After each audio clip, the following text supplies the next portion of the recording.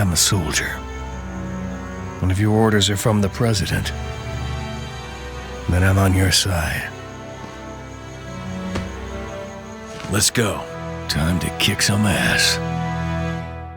Let's look into the world of on-rail shooters for Resident Evil. This series has flirted with the ideas in the past with light gun focus, but not a full-fledged on-rail shooter. The motion controls on the Nintendo Wii left some room to explore this style of game. Other franchises in the horror realm would make use of it as well, such as Dead Space. I do have some fondness for on-rail shooters in the arcade, House of the Dead 2 being one of them. There would be 2 on-rail shooters for Resident Evil, Umbrella and Darkside Chronicles. So let's take a gander, shall we? To note, I'm playing these titles using a mouse and keyboard on the Dolphin emulator and slightly upscaled, so this isn't a 100% authentic experience by using a mouse and keyboard. Setup works just fine, however. I did check out Umbrella Chronicles back in the day with a friend on the Wii. I did also use a PS3 emulator to try out the games with a controller. Yeah, the aiming wasn't the best. Welcome to the Umbrella Chronicles. Umbrella Chronicles was released in November of 2007. While it doesn't have the budget or detail that Darkside would have, it's still a fun little romp. There's plenty of asset reuse here from prior titles. There's even asset reuse from the Outbreak titles for the Resident Evil 3 scenario. That said, there's this nice novelty of getting to explore these areas from the first-person perspective, even if it is on rails. While the music tracks are well composed and memorable, they don't really fit the game. The game doesn't have an overly strong focus on horror, and the music doesn't help. They feel more like a good fit for a Mercenaries mode.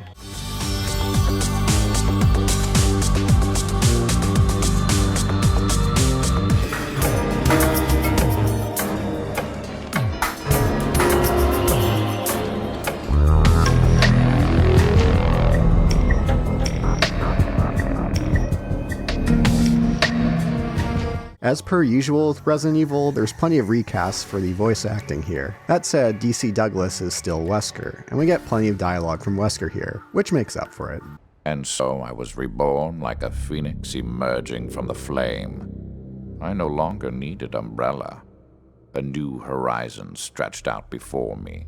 The scenario for each respective title are greatly chopped down to cover the major beats of the story. This game covers the events of Resident Evil 0, Resident Evil 1, Resident Evil 3, and a new scenario that takes place before Resident Evil 4. There are bonus stages we can lock that help piece some things that happened in the background. We can see what Wesker was up to during Resident Evil 0 and 1, Rebecca and Richard in the mansion, and how Ada escaped from Raccoon City. I love here how it labels Ada as a female spy. Thanks, Capcom. This being a console on-rail shooter, it does deviate from the arcade style on-rail shooter. There's plenty of checkpoints, carrying a first aid will revive you on death. Capcom already has your money. They don't need to amp up the difficulty to get you tossing quarters into the machine. Chronicles rewards precise shooting, especially with zombies, the most common enemy. Hit them in the right spot on the noggin and they'll go down in one shot.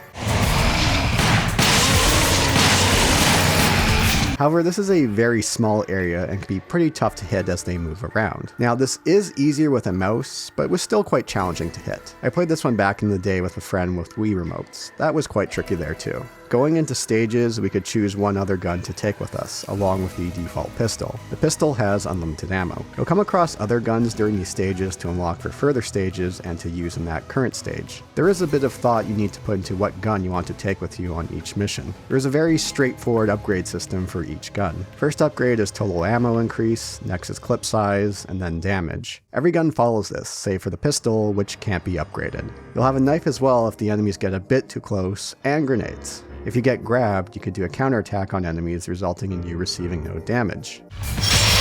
Take that! The score system involves how many enemies you hit, critical hits, objects destroyed, and files obtained. You'll be awarded stars to spend on weapon upgrades. There's plenty of fun just shooting down paintings, lights, boxes, anything that isn't breakable. It's how you collect the many notes that you could read throughout. Disrespect your surroundings! While zombies are the most common enemy, there's plenty of other familiar foes you'll come across. Thankfully, the eliminators here are heavily nerfed from their appearance in 0. Herbs are there to heal you, although they are used upon picking up. You can't store them, in a bit of an odd design choice. There are quick time moments, but the game makes it really apparent when they're happening. Most of them will just result in the minor inconvenience if you fail them, while a few will lead to instant deaths. The stages are well paced with moments of downtime to shoot inanimate objects before enemies return. turn. It's pretty funny at points how some of these enemies just sneak up on us. Come on guys, I thought you were professionals here. Granted, that's part of the on-rail shooter experience. Bosses are here as well, which mostly consist of shoot them in the head and dodge at the right time when the prompt comes up. But hey, they're mostly enjoyable with a good sense of scope and tension. While each scenario takes heavy liberties with the story, the more interesting sections are the bonus stages. For example, seeing how Richard came across Rebecca and their incident with the snake, or Wesker after being struck down by the tyrant and the aftermath. I died once. I will never forget the cold, dark fingers of death reaching out for me. However, even that death was a necessary component of the big picture. Of the 3 scenarios of past titles, Resident Evil 3 takes the most liberties. After all, Resident Evil 3 was a PS1 title, while 0 and Resident Evil were on the GameCube. So it's for this that they pull a bunch of assets from the Outbreak titles. Carlos gets a major makeover here, dropping the accent as well. We've got to get out of here. A rescue chopper's on its way. He looks like a cross of Boone from Lost and Mark from The Room. If I'm a zombie, getting killed by Jill snapping my neck with her legs is one of the better ways to go, I think.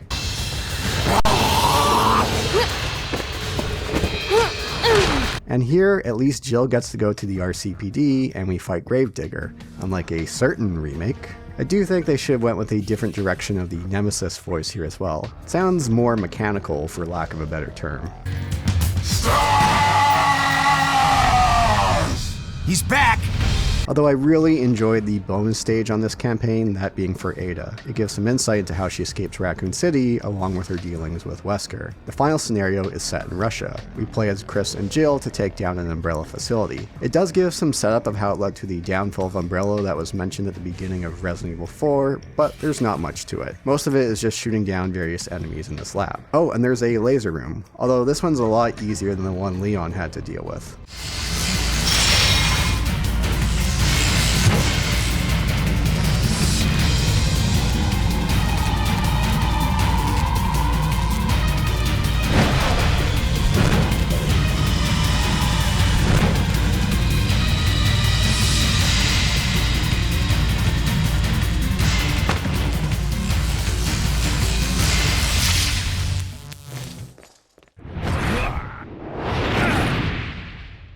Overall, Umbrella Chronicles is a fun on-rail shooter that's a good way to kill a few hours. It may be a bit bare bones, its presentation doesn't do anything out of the ordinary, but you could do a lot worse.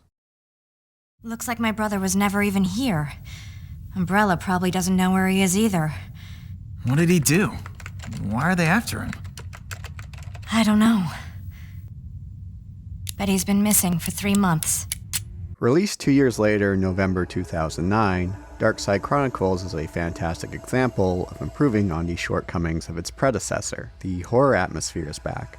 Plenty of older music tracks are reused and remixed. While there's just 3 campaigns here instead of 4, they're much more fleshed out. The additional scenario with Krauser and Leon prior to Resident Evil 4 is much better executed than the additional scenario in the prior title. While the stories are still condensed, they're much more of a Sparks Note type of summary than what felt like a paragraph summary before. While there are many liberties taken with the story, there are some notable improvements made here. Herbs are stored this time around. The upgrade system has been overhauled. The pistol can be upgraded as well. Aiming feels a lot smoother and you can enable laser sight. You could also adjust the sensitivity. The star system for upgrades has been dropped. Instead, we pick up gold. The game looks fantastic, as here they built the visuals from the ground up. So, what are some of the shortcomings? We can now take up to 4 weapons with us to swap between in real time. However, we could also swap weapons in our inventory on the pause screen at any time. This does remove some of the decision making you had to do in Umbrella Chronicles of which gun you're going to take with you for that stage. Grenades are now a slot to select instead of a button prompt as they were in the prior title. While it's nice that we can now pick up herbs and use them when need be, there's no indication on screen if we have them unless we try to use them or pause to look in our inventory. So those are all fairly minor nitpicks. What about the one big mishap that greatly impacts Darkside Chronicles? Well, one of the higher-ups thought that to get more of that horror feel, they wanted the camera to reflect that. So they did so with shaky cam.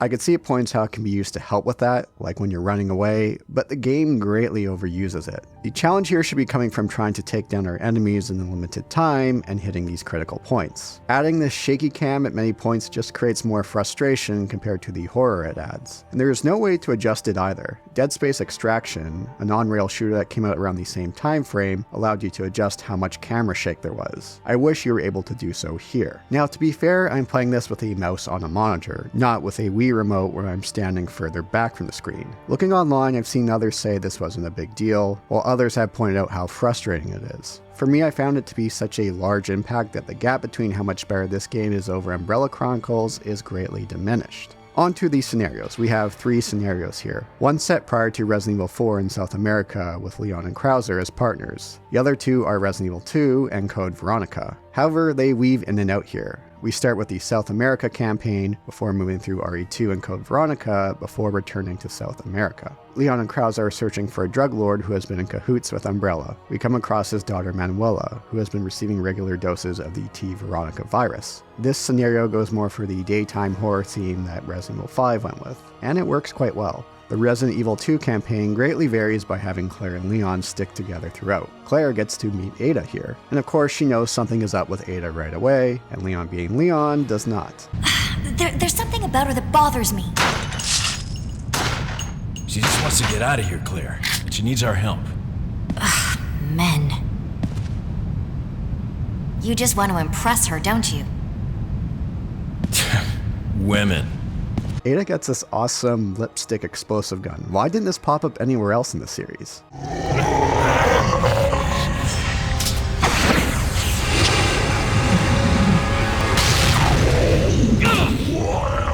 We also get this really weird POV shot of when Ada kisses Leon. Did Claire see this?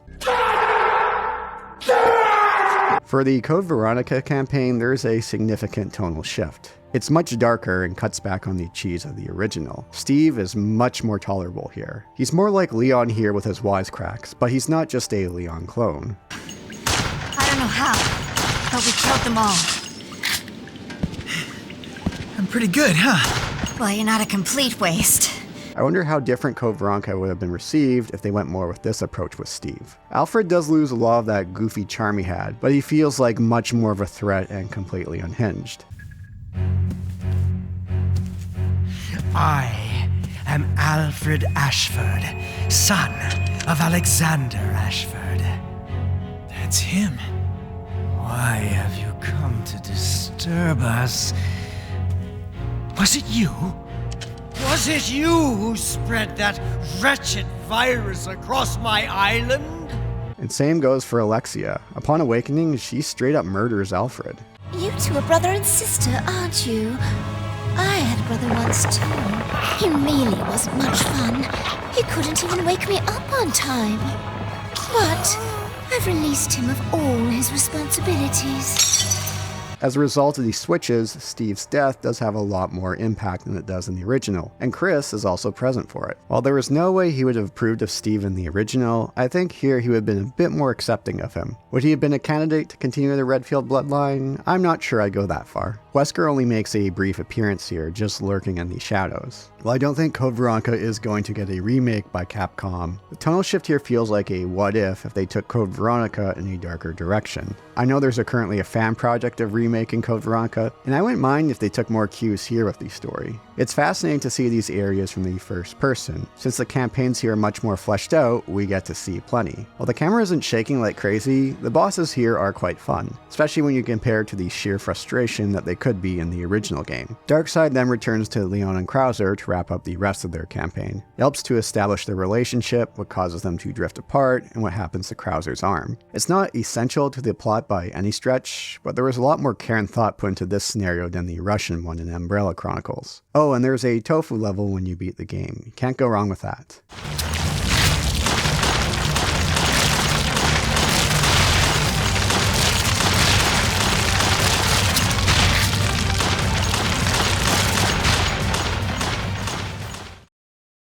Both these titles are great on-rail shooters. Darkside Chronicles outclasses Umbrella in every way beyond the shaky cam, so your mileage may vary on that front with how much the shaky cam bugs you. On-rail shooters have always got along well with the horror genre, and Resident Evil is no different here. It's very much a product of its time. I do still have a fondness for those on-rails arcade shooters. I've been waiting for you, friends.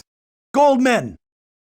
Do you know what you're doing? Thanks for watching, everyone. I hope you enjoyed. If you'd like to support the channel further, do check out my Patreon. You'll get access to videos earlier, you'll be featured in the credits here, you'll get video updates on a mostly weekly basis. Thanks, everyone. Boulder Punch out.